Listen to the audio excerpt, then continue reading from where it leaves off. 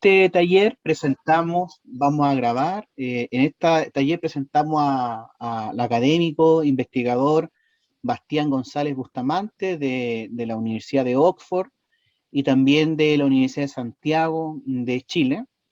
Y Bastián nos dará un taller sobre el uso de Machine Learning para la investigación en asuntos públicos.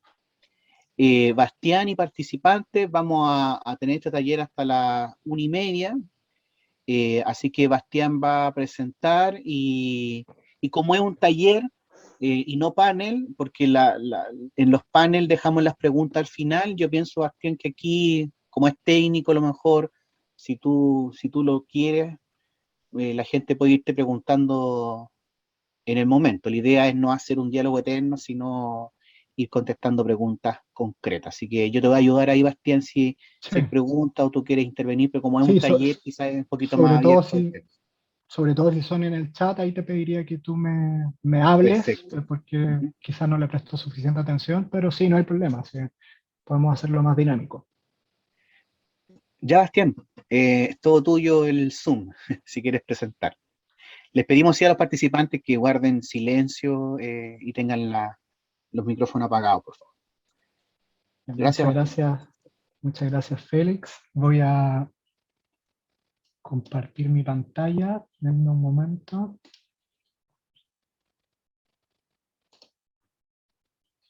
Ya. Ahí se ve bien, ¿o no? ¿La pueden ver? Sí, sí. Perfecto, Ya, Bastián. gracias. Bueno, agradezco la invitación, para mí es un gusto estar acá. Agradezco la presentación de Félix. Esta es una presentación que he preparado que compila distintas investigaciones que he realizado, algunas de ellas que están en progreso en estricto rigor, algunas con resultados preliminares, otras ya están cerradas, en torno a el uso de aprendizaje automático de máquinas, machine learning, para el levantamiento de información en temas de políticas públicas, asuntos públicos, ciencia política, administración, etc. Eh, entonces, la presentación se estructura de la siguiente forma. Yo a veces me alargo, hablo mucho, pero espero hacer la presentación entre 50 o 60 minutos. Puede ser un poco larga incluso, pero ahí, bueno, podemos hacerlo más dinámico. Si surgen dudas, me van preguntando cosas específicas que le asalten. Es una presentación más práctica en estricto rigor, y se divide de la siguiente forma. Primero, una muy breve introducción de qué entender, algunos conceptos básicos de qué entendemos por inteligencia artificial y machine learning y cómo esto se utiliza para hacer procesos de levantamiento, se puede utilizar para hacer procesos de levantamiento de información y recolección de información de forma semi o completamente automatizada. Y después les voy a mostrar dos proyectos de investigación. En estricto rigor son tres, porque en el segundo pongo elementos de otro, pero ahí se los voy a comentar en su minuto. Dos grandes proyectos de investigación. El primero es una aplicación de un algoritmo de reconocimiento óptico a documentos públicos, principalmente actas de concurso, decretos de nombramiento, noticias institucionales, para confeccionar una base de datos de altos directivos públicos en Chile. Cómo eso se hizo, explicar el procedimiento, explicar los resultados, discutir brevemente algunas potencialidades, y después me voy a extender un poco más en la aplicación del enfoque NLP, que por su sigla en inglés, que es procesamiento del lenguaje natural, para el levantamiento y la identificación de eventos, en este caso eventos de crisis, eventos que desestabilizan los países en América Latina en un periodo de tiempo determinado. También voy a explicar el procedimiento y eso lo voy a conectar con un trabajo que ya está relativamente avanzado y mostrar cómo esto se aplica más allá del procedimiento de levantamiento propiamente tal. Y finalmente les voy a hablar muy rápido un grupo de investigación que tenemos, y les voy a mencionar un par de proyectos en curso muy brevemente que van en la línea de los dos ejemplos anteriores en que voy a haber profundizado. ¿Ya? A modo de introducción, ¿qué entendemos por inteligencia artificial? Está este famoso test de Turing, que es The Limitation Game, que es imitation game, que es básicamente el test tradicional, que es básicamente averiguar que un interrogador haga preguntas no directamente asociadas con lo que tiene que averiguar, que es el sexo, si es hombre o mujer, de dos personas a las que no ve, ¿ya? Este juego clásico se adapta y se hace comúnmente cada cierto tiempo en simposios, conferencias, para medir precisamente la capacidad de un software programado de contar con inteligencia artificial. ¿De qué forma? Porque si tenemos un humano, que es el interrogador, y le ponemos, e interroga a dos personas, que no sabe si son humanos o computadores, la posibilidad que él tiene de averiguar o no, o de confundirse, es lo que nos va a hablar si existe o no inteligencia artificial. Las pruebas sobre esto en los últimos 5 años muestran que en estricto rigor, cuando un software se hace pasar por un niño de 13 a 15 años, tiene un 30-33% de probabilidades de engañar a una persona de que efectivamente es un niño y no es un software. Eso se espera que se vaya incrementando con el tiempo. Entonces es una buena forma de medir un poco si existe o no esa capacidad de engañar a un interrogador, no viendo a quienes está interrogando, porque si lo viese, ahí hay otro nivel de dificultad que tiene que ver con un elemento que es el desarrollo de robótica. Entonces, cuando hablamos de inteligencia artificial, particularmente estamos asociando, nos referimos a la capacidad de crear programas que puedan realizar operaciones como los humanos. Básicamente nos interesan dos rasgos que son distintivos y uno que es más difícil de desarrollar que el otro, que es el razonamiento lógico, que no es tan complejo con la capacidad de procesamiento actual que tenemos hoy en día, y lo segundo, la capacidad de aprendizaje, que es un rasgo distintivo de nuestra especie, que eso es más complejo. Entonces, para probar el test de Turing sería necesario, primero, procesamiento del lenguaje natural, que el software pueda comunicarse como nosotros nos comunicamos. Eso es un campo en desarrollo que está cada vez más desarrollándose, que para las aplicaciones que vamos a revisar nos interesa en el mérito de que son útiles para hacer procesos automatizados de recolección de información en términos de aplicación de algoritmos de reconocimiento. Lo segundo, la capacidad de almacenar información. Esto ha variado drásticamente en las últimas décadas. Nosotros lo hemos visto a principios de la década del 2000, nuestros dispositivos de almacenamiento almacenaban ¿cuánto? 1,4 y algo megabytes, no el floppy disk, sino que el más pequeño, el hard disk, que se descontinuó rápidamente en un par de años, y hoy en día tenemos micro SD que tienen literalmente 1000 veces esa capacidad. Entonces, la eficiencia ha sido exponencial en términos de capacidad de almacenamiento de información. Entonces, con esa información almacenada pasamos a estas dos características claves, que es el razonamiento y el aprendizaje automático. Aquí hay un paralelo que se puede realizar con precisamente las diferencias y los puntos de encuentro entre la econometría clásica y el machine learning. ¿Por qué? Porque la econometría clásica vendría a ser, en el equivalente de una perspectiva de inteligencia artificial, lo que es el razonamiento. Tengo datos, tengo una teoría, por lo tanto hago un modelamiento econométrico para explicar cómo X explica Y. Eso con teoremas de hace 150 años atrás y que desde la década del 70, no recientemente, sino que desde la década del 70, desde el 60 al 70, y ya con mucha más fuerza desde el 90 en adelante por el aumento sostenido en la capacidad de procesamiento, se puede testear con modelos de distinto tipo, de distinta gama, modelos sencillos, algunos más complejos, con estructuras anidadas, etc. El desafío en estricto rigor aquí hoy en día es otro, es avanzar hacia mecanismos de identificación causal más robustos en ciencias sociales, porque esos mecanismos de identificación causal robustos los tienen las ciencias más duras porque tienen la capacidad de realizar diseños experimentales. En ciencias sociales, la experimentación social está limitada solo a ciertos objetos de estudio, que son pocos en estricto rigor, pero la mayoría de los fenómenos que nos interesan es con datos observacionales, de series de tiempo. Por lo tanto, ahí tenemos sesgo por datos desbalanceados. Entonces ese es el desafío hoy en día, pero básicamente esto se resume a la capacidad de razonar con información almacenada, llegar a conclusiones. Pero el aprendizaje es algo diferente. El aprendizaje tiene que ver con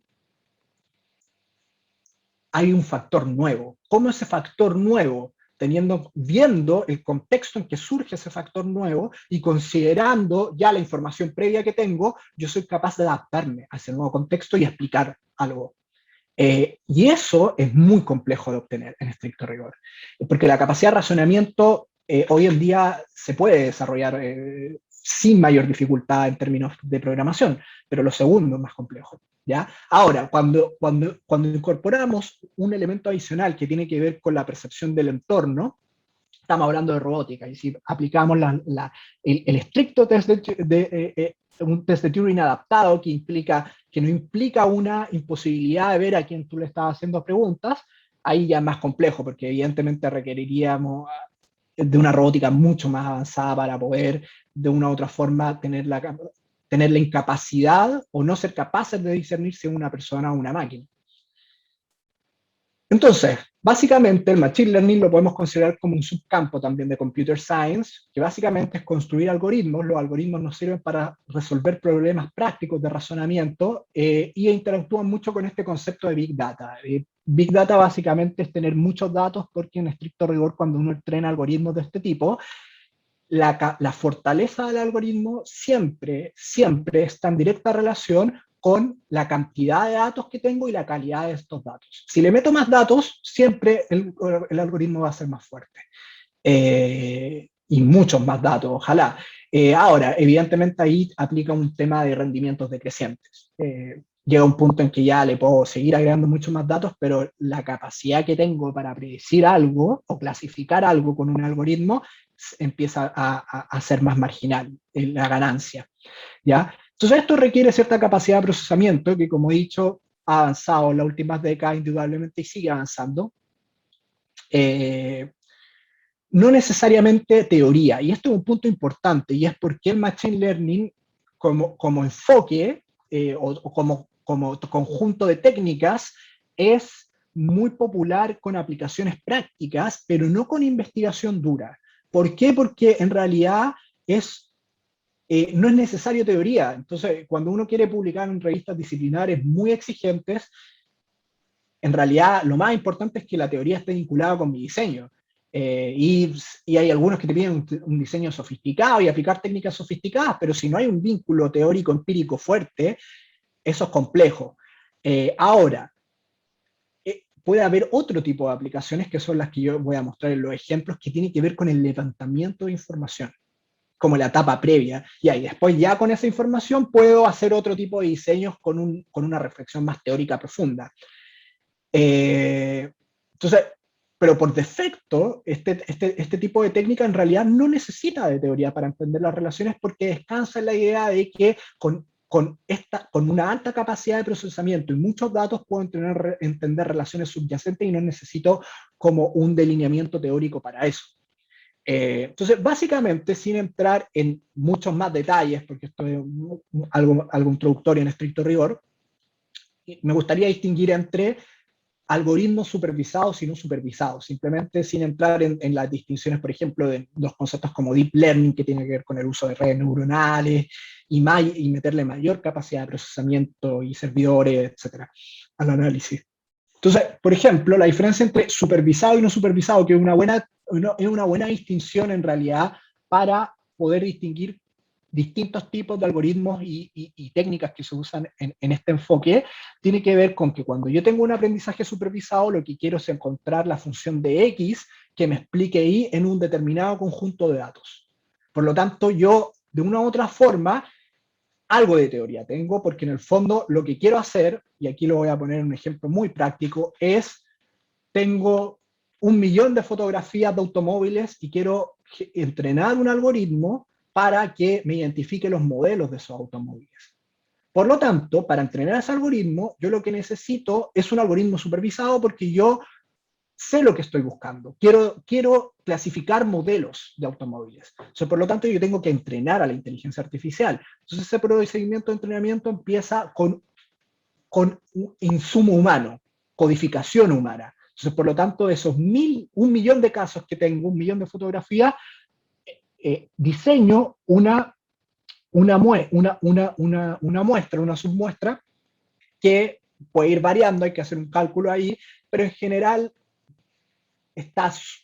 debería estar cerca o sobre los 1000 casos. Y eso lo tiene que codificar un equipo humano. Entonces me tiene que decir, mira, este es tal modelo, este otro, este otro, este otro. Después de ese proceso de codificación, que implica una revisión, un trabajo, implica un acuerdo entre el equipo, porque si yo tengo una muestra de 1000, no tengo que codificar 1000 imágenes, tengo que codificar entre 3000 y 4000, porque necesito calcular el intercode reliability. O sea, necesito que entre 3 a 4 miembros, dependiendo del nivel de exigencia con el que estoy trabajando de mi equipo, digan que ese automóvil es tal modelo, ¿ya? Entonces, con eso, yo soy capaz de entrenar un algoritmo que me predice con cierta confianza estadística qué modelo son los otros, el otro conjunto del millón de datos que dejé afuera, ¿ya? En cambio, en el aprendizaje no supervisado, lo que estoy haciendo, no estoy trabajando con algo, simplemente estoy viendo patrones. Tengo información, estoy viendo patrones. De hecho, paradójicamente hay un análisis que es muy sencillo, econométrico, pero que uno le puede hacer la versión más sofisticada en Machine Learning, que es el análisis factorial o de componentes principales, que básicamente no tengo variables dependientes. Yo lo que tengo son datos y quiero ver acá cómo se agrupan los datos, si hay algún patrón que puedo detectar, subyacente. Esto se tiende a usar mucho para estudios de marketing, de preferencias de compra, ese tipo de cosas. Ahora, para efectos de lo que nos interesa, acá en estricto rigor, a mí los ejemplos que les voy a mostrar tienen que ver con el procesamiento automático de información. Entonces, a pesar de que tenemos técnicas para levantar información sobre eventos en ciencia política, políticas públicas, administración pública, mayoritariamente se sigue utilizando la codificación manual. Solo la codificación manual. Y efectivamente ahí hay un tema de costos de tiempo y recursos brutales. Pero también otro problema, que algo que está cada vez más que es una exigencia cada vez más latente, más presente, que es la reproducibilidad del proceso. Si mi proceso es manual, la capacidad que yo tengo de garantizar que eso tiene una baja tasa de errores y que es reproducible el proceso es bajísima, ¿ya? Entonces, por eso desde mediados de los 90 en general ha ido creciendo, pero de a poco, yo diría que ya más los últimos 5 años, con un poco más de fuerza, proyectos que buscan automatizar procesos de eventos de todo tipo, eventos de crisis, eventos de protesta, en base a algoritmos que analizan grandes volúmenes de información, que pueden ser información de medios, pueden ser información de redes sociales, incluso información de encuestas, ¿ya? Y esto se hace con datos preentrenados, con algoritmos, etc. Entonces, lo primero que les voy a mostrar es un trabajo en que hicimos aplicamos un algoritmo de reconocimiento óptico para construir una base de datos de información del sistema de alta dirección pública en Chile.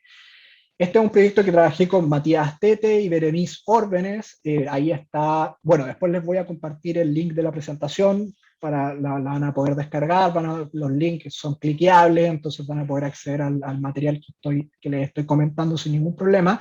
Ahí está el identificador DOI, que es un identificador persistente del proyecto en Open Science Framework, que es una plataforma que precisamente busca aumentar la replicabilidad en términos de investigación, donde hay material del proyecto.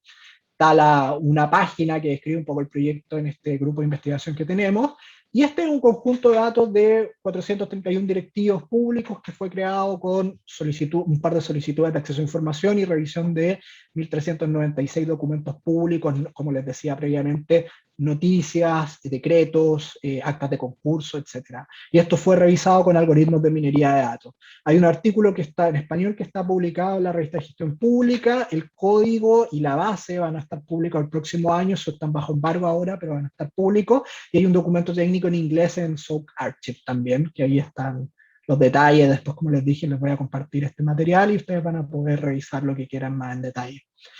¿En qué consistió este proceso? Básicamente, tenemos estas solicitudes de información que nos permitieron delinear una base de datos muy cruda, con información mínima sobre estos altos directivos públicos, que funcionó como una especie de marco muestral en estricto rigor, y que el equipo de investigación ahí mis coautores hicieron un trabajo importante, pero que se vio disminuido precisamente porque logramos automatizar buena parte del proceso. Recolectaron este set de casi 1.400 documentos, ¿ya? Y aquí aplicamos un algoritmo programado en R con algunos entornos de Python, que es otro lenguaje de programación muy útil y que es muy poderoso, particularmente para dos cosas, para hacer precisamente tres cosas, para hacer minería de datos, ya sea el Scrapper, que también es minería de datos, que es como extractar información de forma automática de fuentes públicas, páginas web, etcétera, y para hacer entrenar modelos de Machine Learning. Y esto, lo que hicimos fue convertir las imágenes que las teníamos cargadas en repositorios en GitHub. GitHub es una plataforma de control de versiones para programar y trabajar con archivos compartidos. Es como un Dropbox, pero de investigación en estricto rigor, y que lleva un control y un detalle mucho más específico de los cambios, del acceso del equipo a los repositorios, y después permite compartir eso, y es perfecto precisamente para compartir códigos de investigaciones, resultados, garantizar la replicación de mis resultados, etc. Entonces, esas imágenes las convertimos en texto plano, y el texto plano corrimos el algoritmo y nos permitió agregar campos a la base de datos y validar además los datos que ya, algunos de los datos que ya teníamos con la primera base cruda. Limpiamos los datos con un código de limpieza también y tenemos la base de datos final, ¿ya? Ahora, este algoritmo de reconocimiento óptico es Tesseract, que es un algoritmo que se empezó a desarrollar en Bristol en el 95, y actualmente está disponible, es código abierto para más de 100 idiomas y para muchísimos lenguajes de programación. O sea, tiene packages para R, Python, Ruby, para el lenguaje que te puedas imaginar, casi de los estándares que se utilizan, tiene aplicaciones prácticas. Y es usado por por el motor de búsqueda de Google, ¿ya? Entonces, la aplicación consiste en varias etapas. Primero, se identifican los componentes conectados del documento y se anidan los contornos en líneas de texto. Luego, se divide eso en palabras considerando los espacios, y cada palabra se intenta reconocer con un proceso de Machine Learning con diccionarios entrenados. Tesauros, básicamente, o sea, diccionarios que me identifican el concepto que me aparece ahí. Entonces, eso implica igual un proceso de iteración de Machine Learning. En estricto rigor es como redes neuronales, que es más Deep Learning que Machine Learning, para reconocer estas palabras y poder obtenerlas y poder hacer análisis con eso de distinto tipo. De hecho, hay muchas posibilidades de hacer análisis de sentimiento, análisis, bueno, descriptivos de frecuencia, de aparición, análisis ideológico también. Para este conjunto de datos no es muy útil eso, pero por ejemplo, si yo tuviese los programas de los candidatos que están, tengo el programa a un candidato, le aplico un algoritmo de reconocimiento óptico y después puedo aplicarle sentimentalidad, posicionamiento ideológico y un montón de técnicas más en estricto rigor, ¿ya? Nosotros calculamos la precisión del algoritmo, que es bastante alta, como les voy a mostrar en un momento más. ¿Cómo lo hicimos? Básicamente usamos los diccionarios con estos modelos LSTM, que son Long Short Term Memory de Tesseract, para identificar cuál fue la proporción de texto que logramos identificar exitosamente. Y cuáles palabras no son como garabatos, que no se identificaron en este rigor. Básicamente, los problemas de identificación pasaron principalmente por cosas como firmas, timbres, logos, ya que identificables con el algoritmo que está, y que no son identificables con el algoritmo que estábamos aplicando. También hicimos una validación automática de la variable sexo, que es una variable de interés particularmente para este tipo de estudios, por las brechas que sabemos que hay entre hombres y mujeres, sobre todo cuando son posiciones jerárquicas importantes, también en posiciones de confianza política. Y para eso usamos una base de Carlsberg-Strominger construida desde el 2013, que es una base viva que va creciendo, que es una base construida con nombres y la probabilidad predicha calculada con modelos, con modelos de aprendizaje automático, la probabilidad predicha de que ese nombre está asociado a cierto sexo particular. Ahora, ¿por qué hicimos eso? Porque tuvimos que corregir casos porque yo estoy un poco, es algo que me dejó preocupado de un proyecto en el que trabajé, que estábamos trabajando el año pasado. Cerramos un proyecto en Chile con revisión de prensa, de revisión en la Biblioteca Nacional, de los diarios, de prensa política, de las apariciones de políticos, y básicamente un trabajo que está en evaluación, que es un trabajo que lo que busca es explicar qué características hacen que los políticos aparezcan más o no en la prensa. Y eso lo hicimos con un equipo manualmente, y la revisión de la base de datos fue un dolor de cabeza, y una de las cosas más llamativas que nos dimos cuenta es que había problemas con la variable sexo. Michelle Bachelet era hombre a veces, al igual que Soledad Alvear, por ejemplo. Entonces, ese es el tipo de errores que pasa cuando uno no somete este tipo de controles y deja todo en aras de la codificación manual.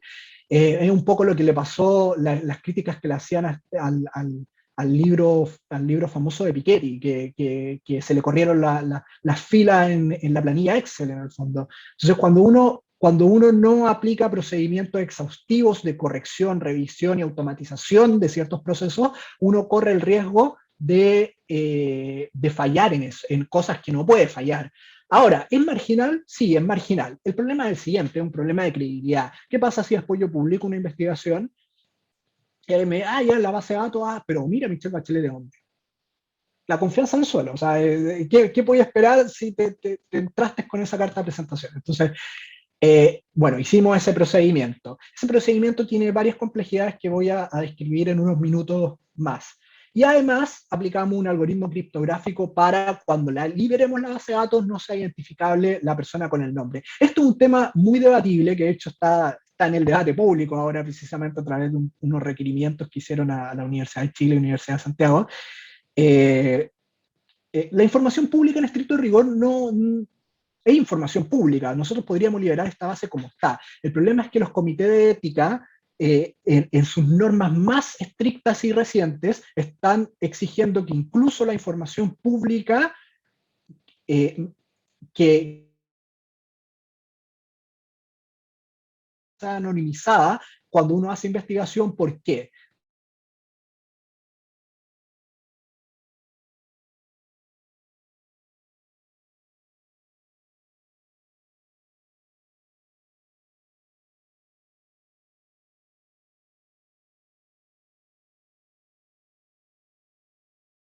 Fuentes públicas se sugiere, no se exige, se sugiere que ojalá sea anonimizada para evitar la identificación del individuo.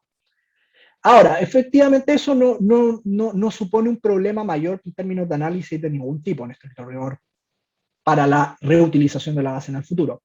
Acá tenemos un gráfico que detalla la performance del algoritmo de Optical Character Recognition. En general, el promedio es sobre el 90%, que es un resultado muy bueno en estricto rigor. Y como les dije, cuando revisábamos los casos más bajos, los atípicos,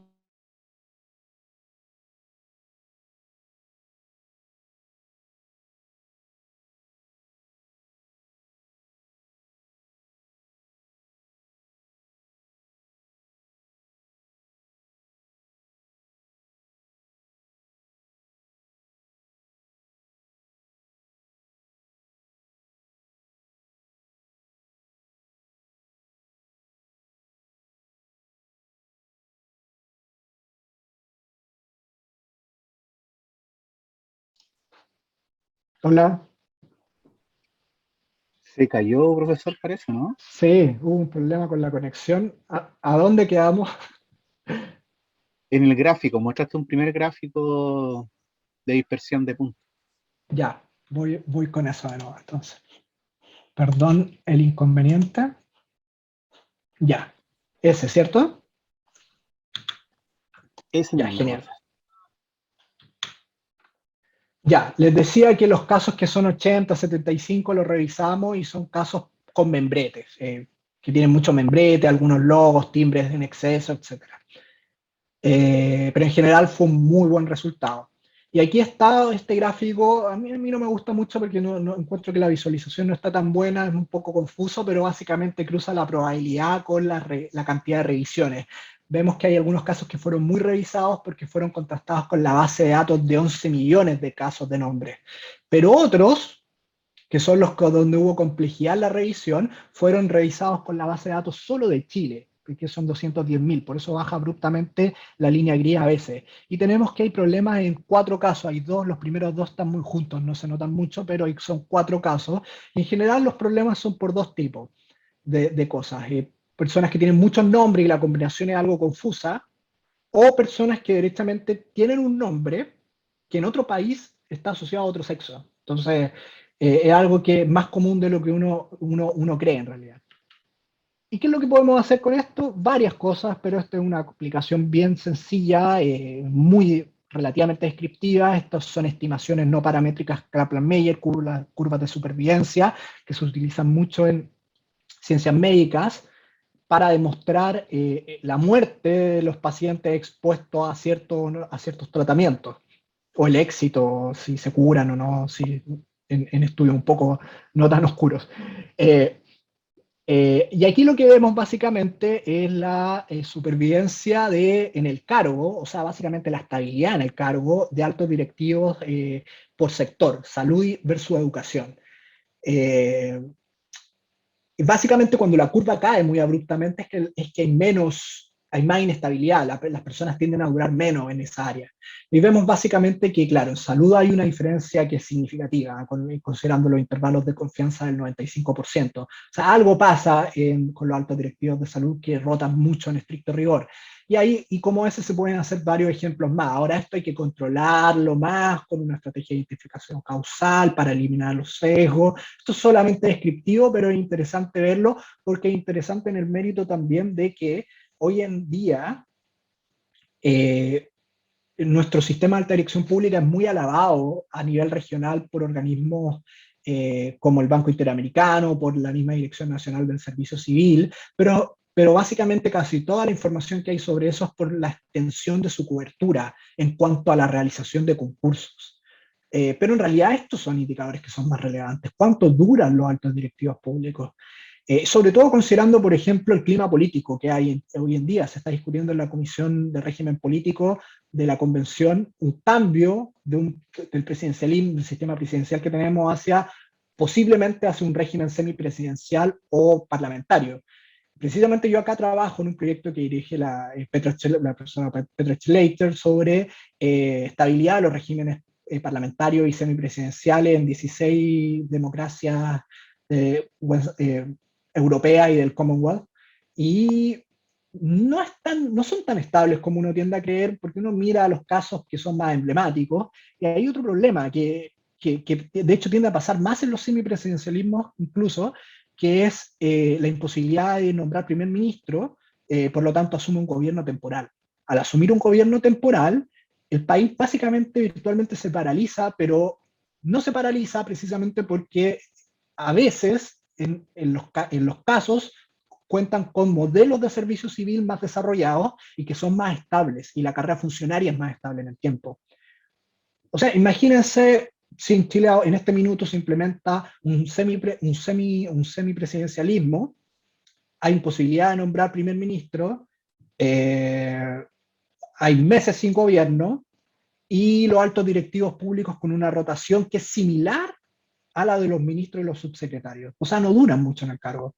O sea, arriesga una parálisis gubernamental muy grande. Entonces, pero bueno, eso son otras discusiones y otro tipo de presentaciones, ¿no?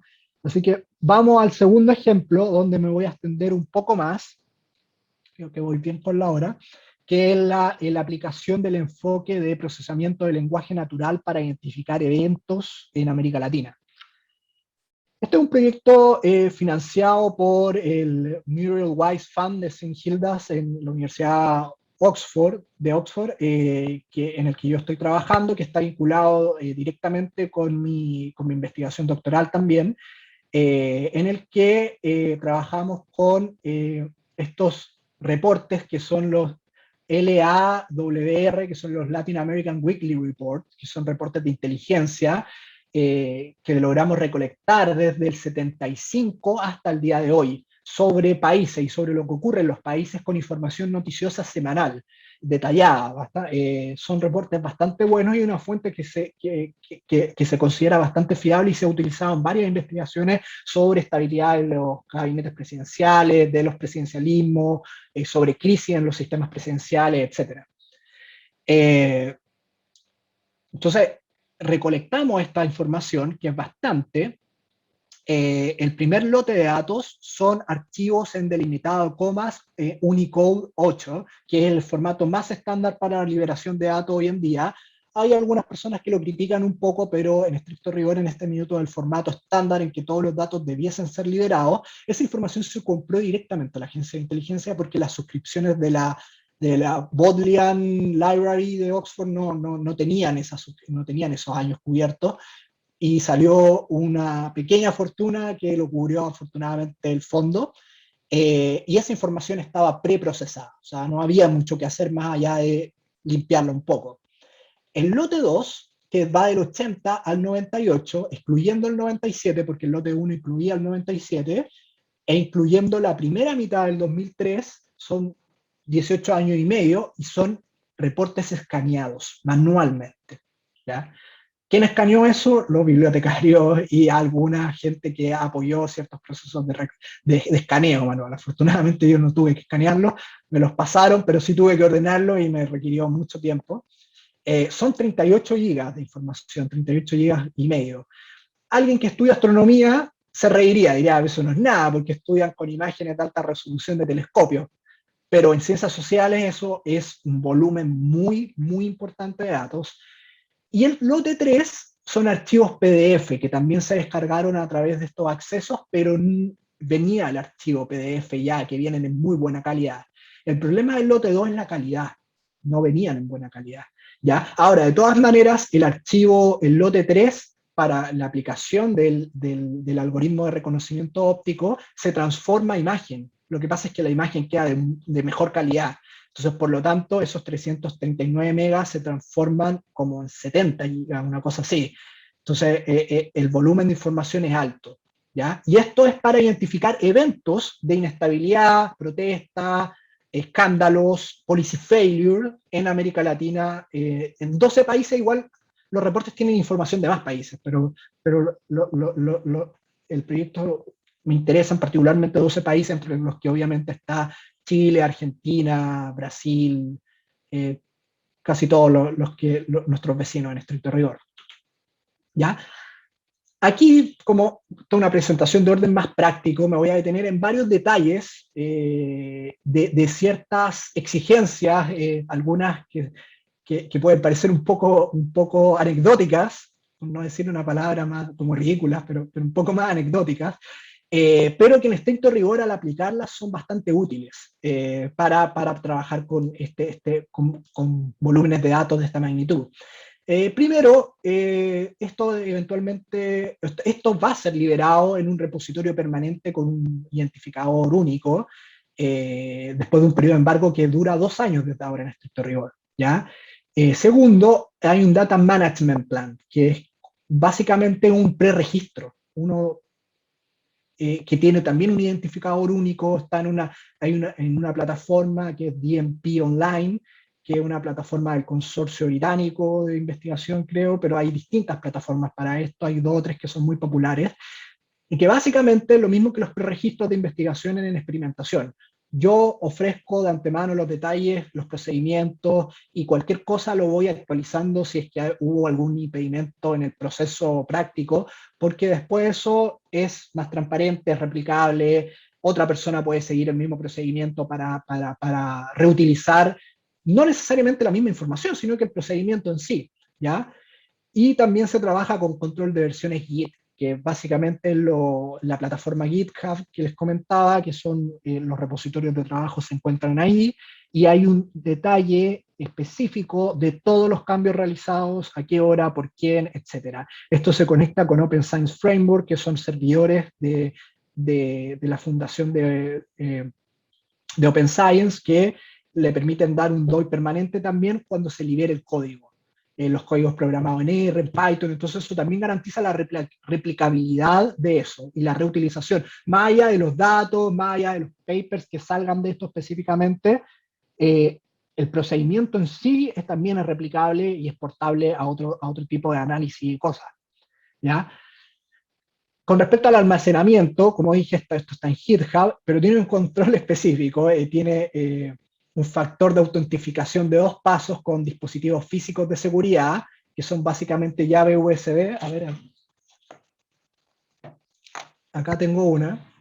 Entonces uno pone la llave, pone el dedo y recién ahí puedo acceder al repositorio, ¿ya? Esto además tiene un respaldo, un backup en un servidor cifrado de 256 bits, que también está controlado por este mismo tipo de dispositivo, y que soporta el almacenamiento tanto de información pública, como datos organizacionales internos, como datos confidenciales, ¿ya? Entonces eso es bien delicado y cumple con los estándares y protocolos exigibles casi en cualquier parte del mundo hoy en día.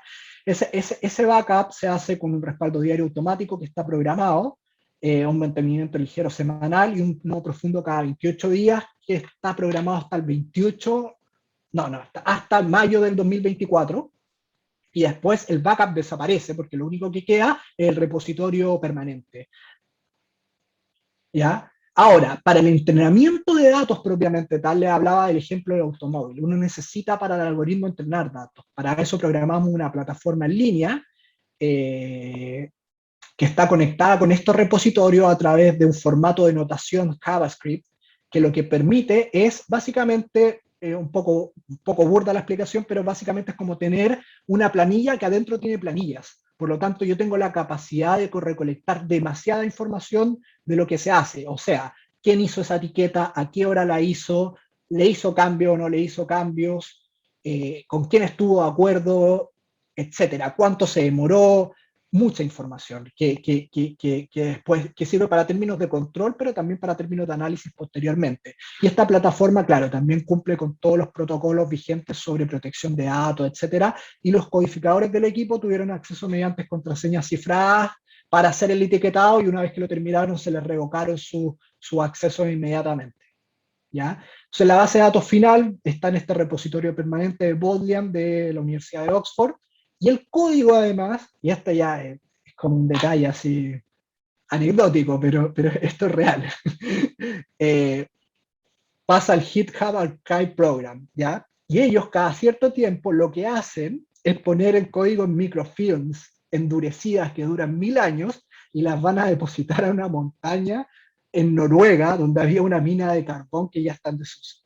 Entonces, para que la cuestión sea con un almacenamiento de largo plazo. Ahora ya esto es como para el nivel de... Pero básicamente esto es para decir, mira, hacemos la cosa súper profesional, porque si uno pone almaceno mis datos en Dropbox, no, complicado.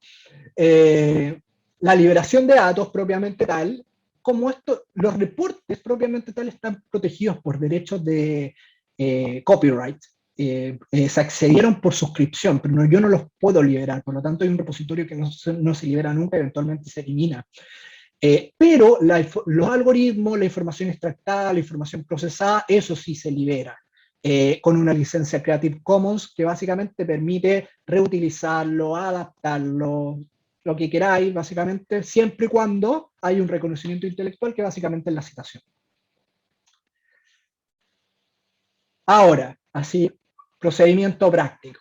Esa es una página de un reporte del lote 2, que son los que no son de muy buena calidad.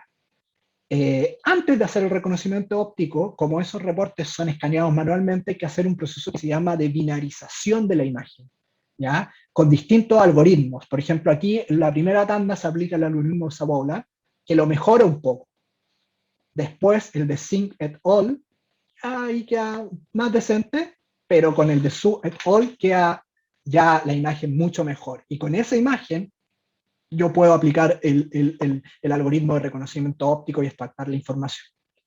Ahora, aquí usamos un módulo particular de análisis de diseño de Tesseract, que es distinto al de Civil Service, porque estos documentos son un poquito más complejos y el volumen es más alto. Que en la etapa de análisis de layout, lo que hacemos es distinguir con más precisión los contornos de las tablas y las columnas. Para eso usamos un procedimiento que se llama Tab Stop Detection, que permite identificar columnas y luego segmentar los párrafos con más éxito. Básicamente lo usamos en los lotes 2 y 3, que son 41 años de reportes. Para que se hagan una idea, cada año son entre 600 a 800 páginas de reportes. Entonces, tanto las imágenes como los PDF fueron convertidas a texto. Los PDF fueron convertidas a imágenes de alta calidad y después a texto. Texto plano, Unicode, en codificado UTF-8, y se convierte después a delimitado formato. Y este es el procedimiento de Tab Stop Detection. Primero se aplican las líneas de Tab Stop, se estructuran las columnas, y eso me permite identificar y segmentar bloques y extractar información que me interesa. La información que me interesa, por ejemplo, para el procedimiento de etiquetado, es básicamente cuándo esto está pasando, el título y los párrafos, y lo que se analiza y sobre lo que se entrenan los algoritmos, y después se aplican los algoritmos sobre los párrafos, sobre el texto. O sea, a diferencia del ejemplo de fotografía de automóviles que les daba al inicio, aquí lo estamos haciendo sobre texto. Estamos viendo los patrones matemáticos que hay detrás del texto para generar una clasificación que nos interesa identificar si está ocurriendo un escándalo de corrupción, un policy failure, o qué está pasando en un país determinado en un momento específico. ¿Ya?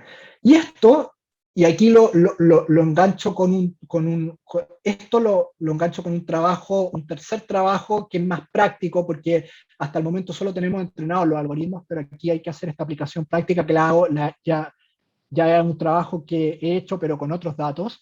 Esto se vuelca en una estructura de datos dependientes del tiempo. So, cuando uno tiene una serie de tiempo, generalmente uno está acostumbrado a tener la observación con una serie de variables hacia el lado, ¿cierto? Y uno analiza las observaciones. Aquí en realidad lo que nos interesa es mayor precisión, porque tenemos más capacidad de identificar fluctuaciones de información y patrones. Por lo tanto, nos interesa tener múltiples observaciones en estricto rigor en determinados momentos del tiempo, porque hay información que va cambiando. Entonces, por ejemplo, esta es una estructura clásica donde, si por ejemplo yo estoy observando ministros, tengo sus periodos de entrada y salida, pero tengo ciertas variables que van variando, no siempre es la misma. Entonces aquí la única salvedad que hay que hacer después de tener esta estructura construida es todos los modelamientos que yo hago. Necesito tener mucho cuidado en dos cosas: en la clasificación de errores estándar y en su corrección. Pero es algo bastante útil, pero tiene una complejidad. Hacer esto manualmente es un dolor de cabeza, y las probabilidades de hacerlo mal son altísimas. Entonces, para esto también hay un código programado, que de hecho espero convertirlo en un package para que después cualquiera lo pueda hacer con muy pocos comandos de forma automática, para analizar distintas cosas, porque que tener la observación estática en el tiempo no es tan útil, pero si por ejemplo yo tengo esa observación y le agrego indicadores macroeconómicos que van variando, ejecución presupuestaria, indicadores institucionales que van variando, puedo hacer análisis de distinto tipo y ver cosas mucho, mucho más interesantes. Entonces aquí hay una aplicación de esto, de algo que presenté en el Congreso Mundial de Ciencia Política hace un par de meses, con unos datos que ya existían de Brasil y Chile, del 90 al 2014, son 488 observaciones únicas de gabinete. Pero esto se codifica como dependiente en el tiempo, por lo tanto paso a tener covariables que van variando. Entonces tengo el mismo individuo, pero va variando, porque el mismo individuo en cierto momento estuvo expuesto a cierto nivel de inflación, pero en otro sirvió en el gobierno con otro nivel de inflación. Entonces es una situación diferente. Eso, hay otras formas más artesanales de estimarlo sin esta estructura, pero ciertamente inducen al sesgo. Entonces, finalmente tengo varias observaciones y mis variables van variando en el tiempo sobre el intervalo de tiempo cerrado. Entonces aquí lo que yo hago es meterle datos de aprobación presidencial de la base de Carlin et al., datos del Banco Mundial, le meto indicadores del número efectivo de partidos actualizados, y convierto esos datos de 400 y algo en más de 4.200 observaciones, que las modelo más adecuadamente, etcétera. Aquí no voy a mostrar esos resultados, pero básicamente, por ejemplo, ver la estabilidad, compararlo con aprobación, entre otro tipo de cosas. Pero volviendo a la aplicación del Latin American Weekly Report y la generación de modelos supervisados para identificar crisis en el contexto de esta aproximación de procesamiento del lenguaje natural. Este es básicamente el proceso que tenemos. Tenemos los datos crudos que fueron identificados después del proceso de binarización y de aplicación del Optical Character Recognition, el script, que es el código programado con el que yo delineo una submuestra de casos que se etiquetó y se revisó, se iteró. Y por lo tanto obtengo esa submuestra codificada. Y con eso, con otro código programado, entreno los modelos, los valido y genero una predicción sobre todo mi conjunto de datos. Y en esa predicción le puedo agregar inteligencia artificial aumentada. ¿Qué quiere decir eso? Que los casos en que la predicción es de baja confianza, los puedo volver a revisar manualmente. Y finalmente tengo datos, un gran volumen de datos codificados con un mucho menor costo de tiempo y esfuerzo. ¿En qué momentos, por ejemplo, el algoritmo no es capaz de, se requiere inteligencia artificial aumentada? Por ejemplo, cuando el algoritmo se enfrenta a un patrón que no vio en el proceso de etiquetado. Entonces, por ejemplo, volviendo al ejemplo de los autos, no sé, en el proceso de etiquetado nunca salió el modelo I, y el modelo I ahora sale, el algoritmo lo va a intentar predecir, pero con una confianza estadística baja. Entonces, por ejemplo, aquí tenemos datos, indicadores agregados del proceso de etiquetado. Acá trabajaron 6 personas, todos con alto nivel formativo. Algunos trabajaron más que otros, pueden ver la cantidad de etiquetas que hicieron. Ahí hay no están los nombres, pero mi agradecimiento al codificador 1 que se echó el equipo al hombro ahí.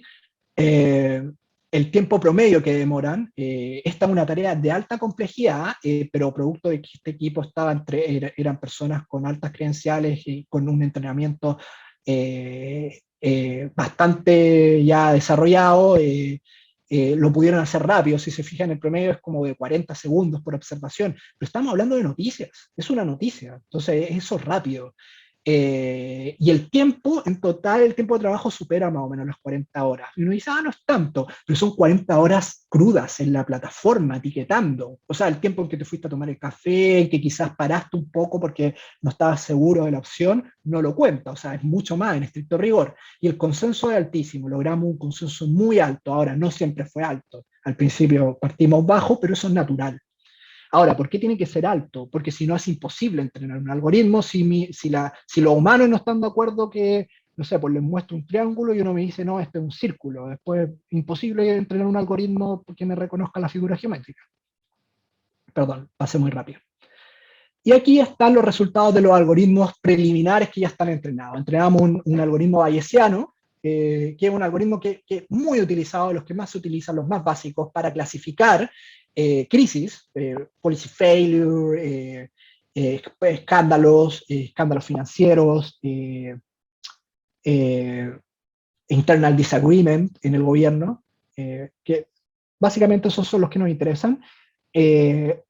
Después aplicamos 2 versiones del SVM, que es el Support Vector Machine, que es un algoritmo clasificatorio supervisado, muy común también porque permite dibujar una frontera y hacer una clasificación correcta con distintas alternativas, una lineal, un kernel lineal y otro gaussiano. Suena absurdo porque lineal y gaussiano debería ser básicamente lo mismo, pero es básicamente que el segundo tiene más dimensiones de análisis. Entonces básicamente itera más el proceso, lo repite. Y un random forest, que básicamente es una aplicación de un árbol de decisión, pero muchas veces, con 100 y 500 árboles. En general son estables los resultados, los algoritmos es un resultado sobre el 75% de exactitud, y precisión y sensibilidad son otro tipo de indicadores adicionales que permiten identificar los casos más importantes. ¿Cuáles son los más importantes? Por ejemplo, si siempre que hay un escándalo financiero están los conceptos de paraíso fiscal, ese siempre va a ser un caso importante. Entonces, por ejemplo, el Random Forest 500, la sensibilidad es del 99%. O sea, siempre que aparece paraíso fiscal me está corrigiendo con confianza, o sea, me está prediciendo con confianza que eso va a ser un escándalo financiero. Pero en general, la exactitud es el patrón más general, porque eso es como para los casos más emblemáticos de la distribución de mi matriz de datos. 75% está, para ser preliminar está bien, pero hay que subirlo un poco más a un 80, ojalá. Y aquí están las curvas, las curvas ROC, que básicamente generan un cruce entre especificidad y sensibilidad. Básicamente, mientras más cóncavo es mejor. Entonces hay que lograr, si logramos aumentar la precisión del algoritmo, va a ser más cóncava todavía. Cuando es cercano a la línea diagonal, quiere decir que en realidad mi capacidad predictiva es bajísima. Ahora, ¿cómo aumentar la capacidad predictiva? Aquí hay dos caminos. Como les decía al comienzo, y con esto ya empiezo a terminar para que no se preocupen por la hora. No. El primer camino, como les decía al comienzo, la fortaleza de un algoritmo de Machine Learning está relacionada con la cantidad de datos que tengo y la calidad de los datos. Si yo quiero aumentar esto, puedo etiquetar 1000 datos más y voy a lograr, seguramente voy a subir al 80%, pero ahí hay un rendimiento deficiente. Si después le agrego 1000 más, perdón, ¿sí? Bueno, voy a seguir. Si después le agrego 1000 más, seguramente no me va a subir a un 85, me va a subir a un 81, 82, y así. Y la segunda es en este procedimiento de re-revisión con codificadores humanos de los casos de baja confianza. Ahora, ¿cuál es óptima? Eso depende de la cantidad de datos, del algoritmo, de mi problema, del financiamiento que tengo, del tiempo que tengo. O sea, hay varias variables que considerar ahí. Ahora, finalmente, les voy a hablar muy rápido de este grupo de investigación que tenemos. Es un grupo es un grupo de investigadores de distintas universidades, que tenemos financiamiento de distintas instituciones y nos enfocamos básicamente en minería de datos, modelamiento econométrico y aprendizaje supervisado, particularmente aprendizaje automático, particularmente aprendizaje supervisado, y modelamiento econométrico. Tratamos de delinear estrategias de identificación causal con técnicas de remuestreo, simulaciones, algo un poco más elaborado.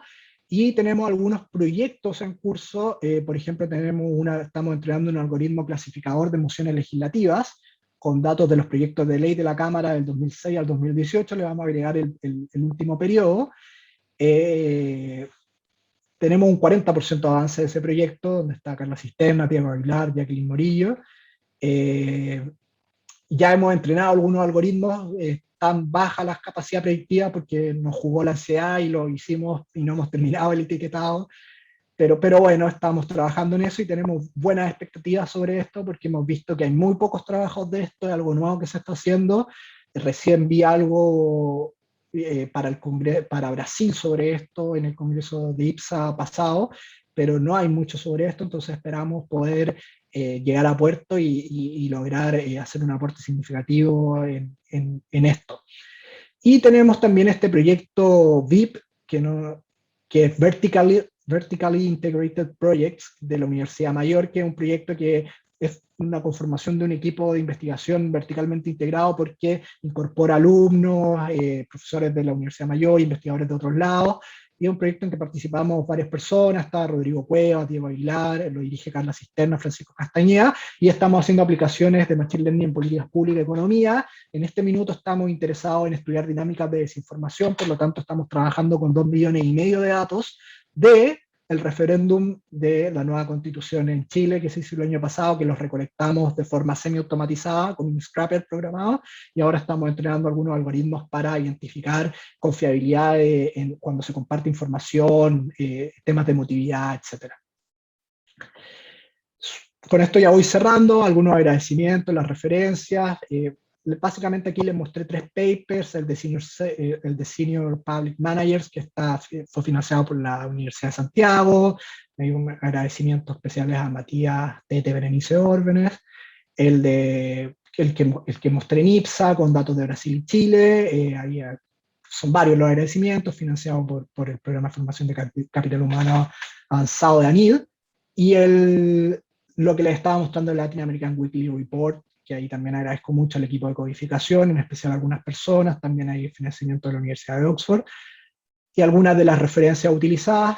Terminando esta presentación les voy a compartir el link donde está esta presentación actualizada, y pueden revisar todo esto después en detalle. También ahí están mis datos de contacto, mi página web, mi mail, etc. y les agradezco mucho su atención, me disculpo porque se cortó en un momento, espero con ansias sus comentarios y preguntas. Muchas gracias. Gracias, Bastián. Bueno, y tu remate ahí con el código QR un poco Claro. refleja tu trabajo y lo que estás haciendo ahora. Tenemos algunas preguntas en el chat, te las voy a plantear. Ya.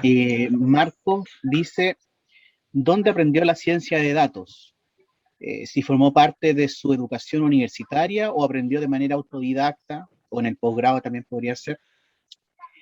Y también un estudiante de administración pública de pregrado dice, ¿alguna recomendación a los que aún somos estudiantes y queremos desarrollar esta área? Ya. Eso por un momento, Bastián. Ya, bueno, puse el link de la presentación para que la puedan descargar. Bueno, yo soy administrador público, estudié en la Escuela de Gobierno de la Universidad de Chile, después hice mi magíster en Ciencia Política en la Universidad de Chile, después empecé a trabajar en investigación básicamente, primero en la Universidad de Los Lagos, después en la Universidad de Santiago, profesor adjunto, después me contrataron como académico y me vine a hacer el doctorado.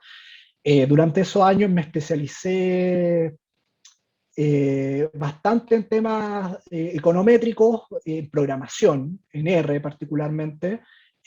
Ahora también uso mucho Python, estoy aprendiendo otro lenguaje nuevo que va a estar muy de moda en un par de años más, que Julia, pero R es como mi lenguaje predilecto. La curva de aprendizaje es dificilísima, pero una vez que uno lo aprende, ya después todo es más sencillo. ¿Qué puedo decir? A ver, en el pregrado yo no me formé mucho en estas cosas. En el pregrado tuve los cursos básicos de estadística, algo de metodología de investigación, pero no con mucha profundidad. Pero en el magíster sí tuve la oportunidad de formarme más. Pero yo creo que ahí la clave fue que me formé más, pero eso fue introductorio. Yo después, siguiendo consejos de profesores que tuve, y bueno, como también empecé a trabajar en investigación, eh, empecé a asistir a escuelas de invierno, de verano, y esas fueron muy buenas instancias. Por ejemplo, recuerdo la escuela de Uruguay, que fui el año 2015, donde estaba también, ahí conocí a Rodrigo. ¿Está conectado Rodrigo? No sé. Sí, ahí está Rodrigo conectado. Ahí fue una muy buena experiencia, por ejemplo, porque yo ya venía tratando de aprender R hace como un año y no funcionaba bien, pero ahí en esa escuela pude aprender como mucho mejor. Y mira, esto es como ser un piloto de avión, o sea, es como tener horas de vuelo. Entonces uno necesita constantemente estar entrenando, estar programando. eh, y algo que quizás mi opinión puede estar sesgada porque yo me dedico a esto, pero a mí personalmente me ha abierto muchas puertas académicas, pero laborales también. Yo fui asesor en el Sistema de Naciones Unidas precisamente por mi expertía en temas econométricos, pero más que econométricos, porque hay una cosa es saber estadística y econometría, pero otra cosa también es saber programarlo. Y eso es una habilidad igual clave e importante, yo creo, hoy en día. Para muchas disciplinas, yo lo veo como algo bien transversal.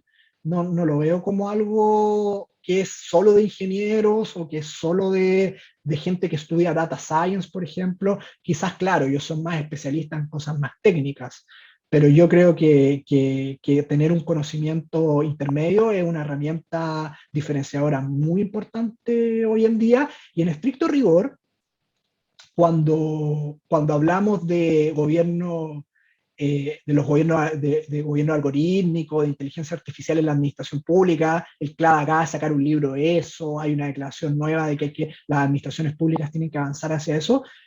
Más allá de la transparencia y el open government, en realidad estamos hablando de esto. Estamos hablando de este tipo de cosas, de aplicaciones más prácticas, porque en estricto rigor, la bandera del gobierno abierto en América Latina la hemos tomado mucho desde el lado teórico de que es más transparencia. Y sí, eso está bien, eso es un lado.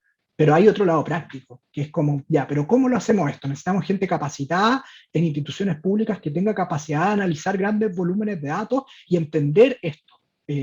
Bueno, y si no lo pueden hacer ya las cosas más complejas, al menos dialogar en este tipo de cosas.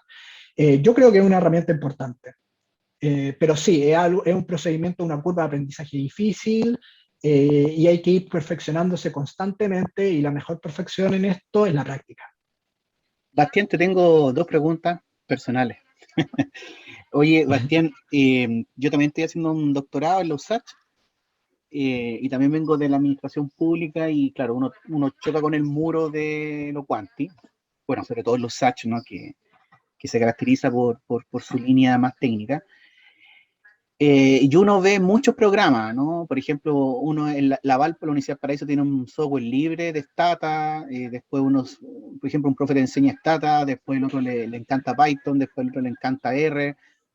Pregunta, ¿cómo conversan todos esos software y cuál en realidad tú dices, cuál tú recomendarías? Este es el software para el presente y futuro. Es una pregunta, y la otra pregunta que quiero hacerte también es como, y vinculado con lo que dice el estudiante, ¿no? La gente de administración pública parece ser que cada vez más se está acercando al análisis de datos, ¿no? Los volúmenes de datos públicos son gigantescos.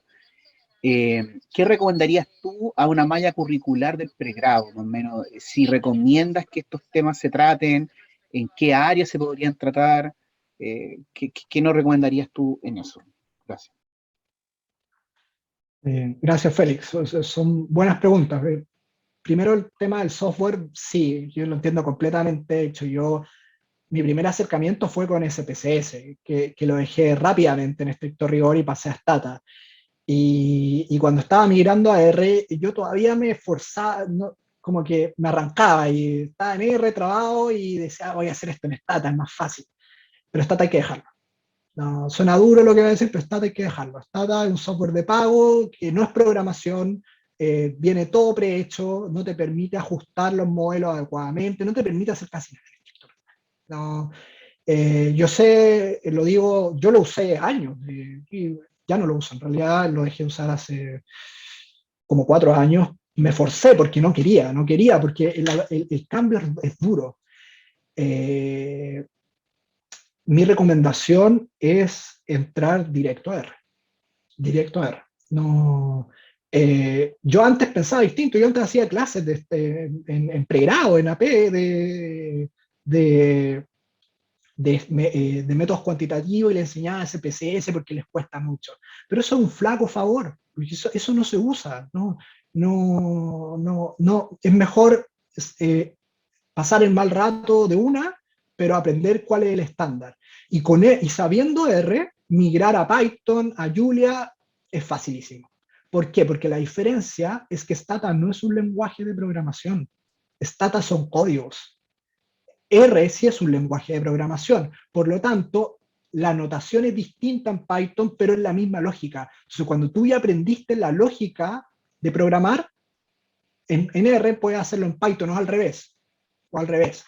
O sea, por ejemplo, yo conozco gente que entró primero por Python y le gusta más Python, y yo Python lo encuentro más difícil, y me dicen, pero ¿cómo lo encuentro más difícil? Es más fácil que R. Entonces, al final es una cuestión de práctica, pero cuando uno entra en este tipo de software, el costo es alto al inicio, pero es mejor pagar el costo al comienzo. Y bueno, vinculándolo con la segunda pregunta, eh, nuevamente puede estar un poco sesgada porque yo me dedico a esto, pero yo estimo que estas son habilidades profesionales importantes para los administradores públicos hoy en día.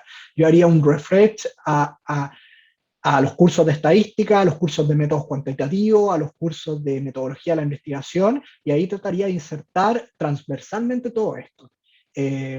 No puede ser que en el curso de estadística, estoy caricaturizando, quizás no es así, pero no puede ser que en un curso de estadística todavía te enseñen a sacar la mediana, no puede ser, ¿cachai? No, o sea, en ese curso se esperan ciertos fundamentos básicos, y ojalá ya empezar a hacer talleres para que los alumnos empiecen a utilizar estos software. Esa es la única forma de superar la barrera. El problema es que si eso no se hace, tú le vas a dejar un campo un campo completo a ingenieros, un campo que lo pueden hacer administradores públicos. ¿Por qué? Porque no queremos implementarlo simplemente. Porque tampoco estamos hablando de programar para la NASA. No estamos hablando de eso, sí. No estamos hablando de herramientas intermedias. Y eso se puede hacer, eso yo he visto que algunos programas lo están haciendo, Algunos magíster en Chile veo que ya migraron, ya les costó, pero ya migraron y están empezando a usar R. Y hay un tema ahí, porque hay resistencia, porque la curva es difícil de aprendizaje, la curva inicial de aprendizaje es difícil. Te lo resumo con que se escribe al revés. Entonces, de partida se escribe al revés, entonces eso es absurdo, pero uno hay que enfrentar esa curva de aprendizaje.